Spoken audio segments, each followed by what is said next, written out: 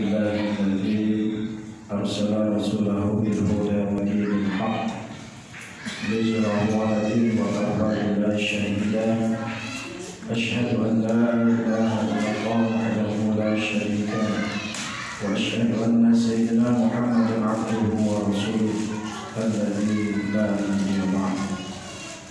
اللهم صل على سيدنا محمد وعلى آل سيدنا محمد وبارك وسلم عليه. سبحانك لا علم لنا إلا ما علمتنا إنك أنت العليم الحكيم. لا حول ولا قوة إلا بالله العلي العظيم.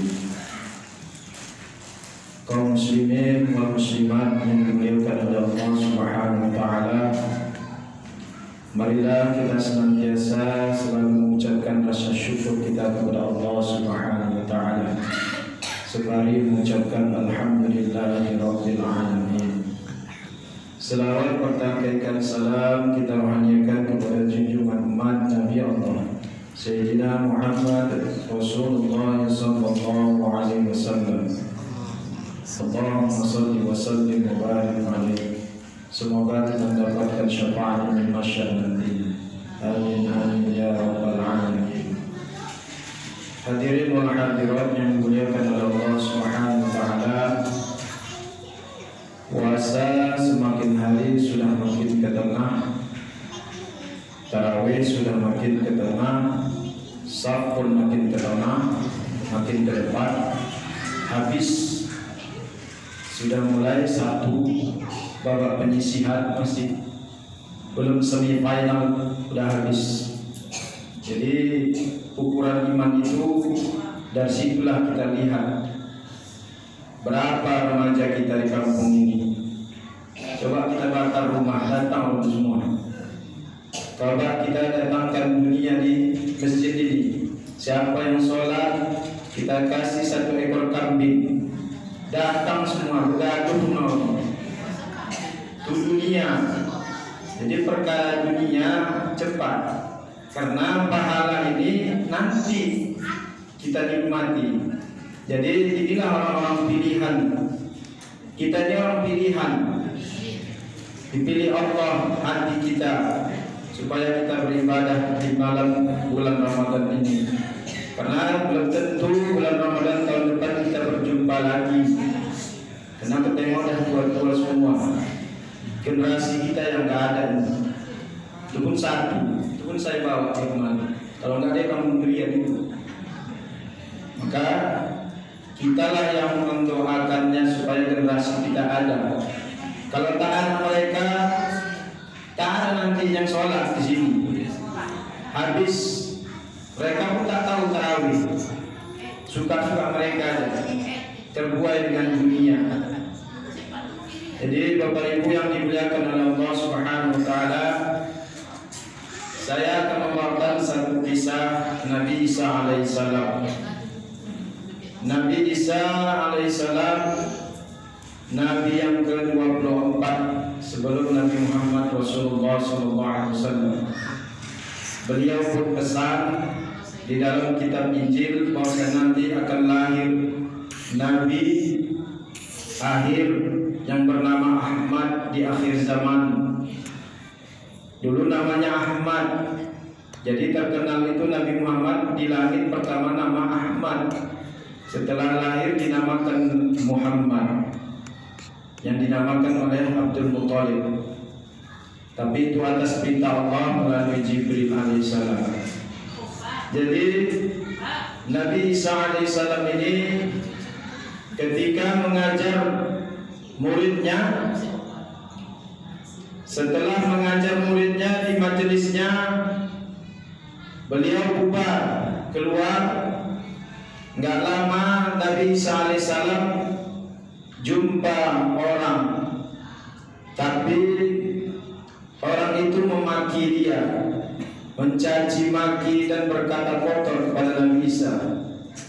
Terutama mengatakan Nabi Isa itu pembohong, gila, dusta. Udah tuh dicaci maki dengan kata-kata yang kotor. Lalu Nabi Isa menjawab. Dijawabnya dia mendoakan semoga mendapat kebaikan bagi engkau. Tapi yang marah siapa? Muridnya. Muridnya udah menyerang semua. Ya Nabi Isa, kami apakan orang ini? Kata Nabi Isa, tak usah. Kenapa wahai Nabi Isa? Karena di hatiku dan di pikiranku tak ada kata-kata kotor untuk membalas kata kotor dia. Jadi di seluruh batang tubuhku ini tak ada yang kotor. Aku terus mensucikan kepada Allah, dan tak ada terlintas kata kotor untuk membalas kata kotor orang itu. Lalu kata Nabi Isa, orang itu kenapa dia bercakap kotor dan mencaci maki? Karena di tubuhnya banyak yang kotor, di hatinya yang kotor banyak, di pikirannya kotor, di perbuatannya kotor. Jadi dia selalu berbuat yang kotor, apalagi ucapannya kotor. Maka tak ada bagiku cakap yang kotor. Maka kudoakan dia supaya dia baik. Maka dia muridnya semua. Maka kutitipkan kepada kalian, setiap hati yang bersih akan keluar mulut yang bersih, kata-kata yang bersih, otak yang bersih, akan keluar ide-ide yang bersih. Inilah yang dimaksud Nabi Isa alaihissalam. Bahkan Hasan, cucunya Nabi Muhammad, pernah juga dicaci maki. Jawabannya seperti itu, persis seperti dibilang Nabi Isa. Tak ada atukku dulu mengajarkanku, baginda Rasulullah SAW berkata kotor sedikit pun dari mulai aku bayi sampai aku dewasa. Tak pernah terdengar di mulutnya Nabi Muhammad SAW atukku berkata dengan kotor. Bahkan dilempar pun dia tidak pernah balas. Sampai patah giginya pun dia tak balas. Bahkan dia mendoakan seluruh keluarga Taif masuk Islam seluruhnya. Terkabul doa Rasulullah.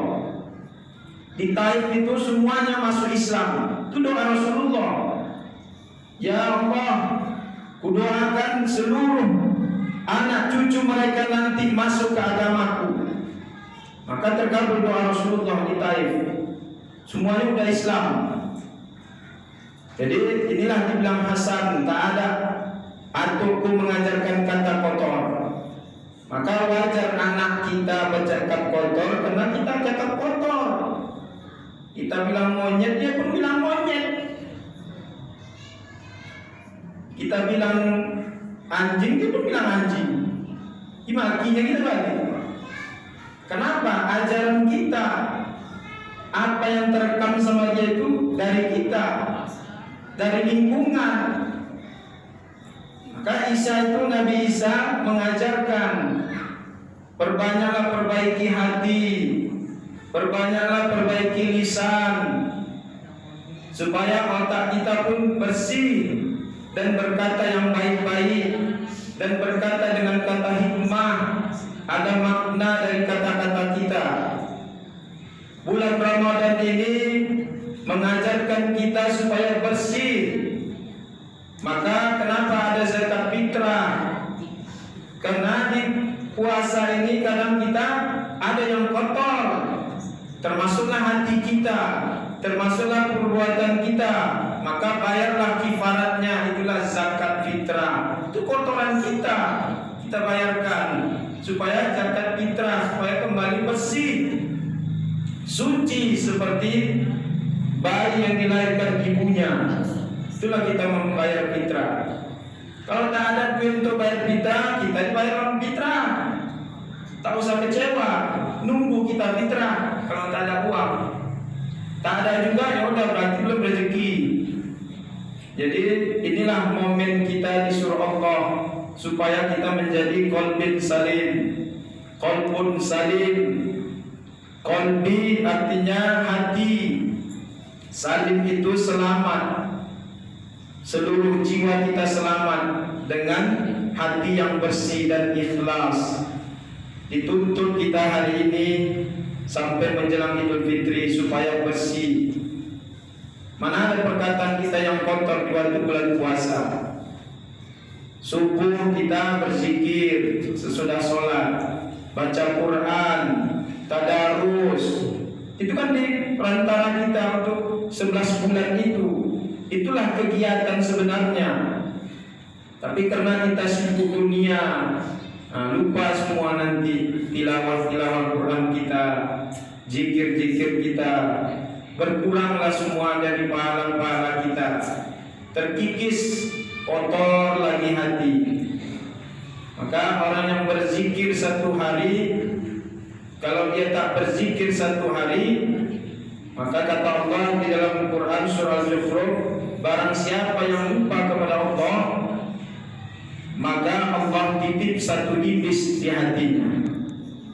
Maka setiap hari harus berzikir, terutama baca Al-Quran. Kalau lupa kita satu hari baca Al-Quran, berzikir, hanya sholat saja belum tentu, tergoyang dia nanti. Maka dianjurkan kita habis sholat zikir-zikir, beristighfar, berselawat, itu supaya hati kita terus tak menyelinap iblis itu. Maka satu hari tak meninggalkan Allah, tak berzikir, satu dititip iblis. Kalau 2 hari, 3 hari, seminggu, 10 lah iblis sama dia di hatinya. Maka berat dia untuk ibadah. Malas dia berzikir, malas dia baca Quran. Itu memberatkan hati. Maka kotor balik hati. Kenapa sholat itu 5 waktu? Ibarat mandi, kalau mandi 5 kali berat macam mana? Bersih gak?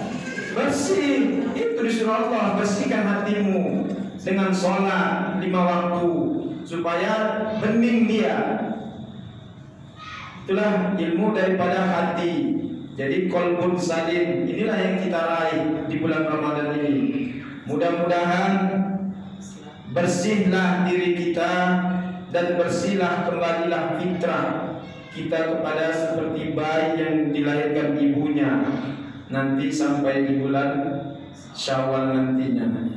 Mudah-mudahan apa yang saya sampaikan dapatlah bermanfaat dan berbuat baiklah kita seluruh kepada manusia. Tak boleh merendahkan orang lain, tak boleh merendahkan ilmu orang, karena kita punya kelebihan masing-masing dan punya kekurangan masing-masing. Lebih dan kurang, mohon maaf.